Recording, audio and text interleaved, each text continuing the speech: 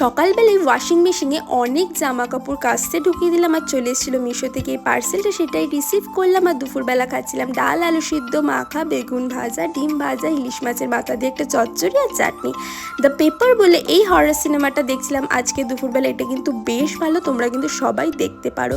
তারপরে বিকালে গেছিলাম ফুচকা পাড়ায় ফুচকা খেতে। তো ফুচকা পাড়ার মিনি ব্লগটা তোমরা সবাই এতক্ষণে দেখে ফেলেছো, যদি কেউ না দেখে থাকো বলে অবশ্যই আমি তাকে লিঙ্কটা শেয়ার করে দেবো।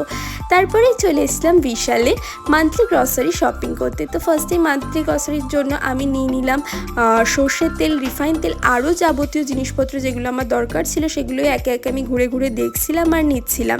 তারপরে মায়েরও কিছু জিনিস প্রয়োজন ছিল, সেগুলো মা কিনছিল। আর মা ঘরের জন্য দেখছিল এই সুন্দর সুন্দর পর্দাগুলো, এখানে কিন্তু কালেকশন বেশ ভালো, তোমরা সবাই দেখতে পারো। তো তারপরে নিয়ে বাড়ির সমস্ত শপিং কমপ্লিট করে বিল করে ফিরলাম বাড়িতে। বাড়ি এসে দেখছিলাম হীরা মান্ডিয়ার খাচ্ছিলাম চিলি চিকেন। দেখা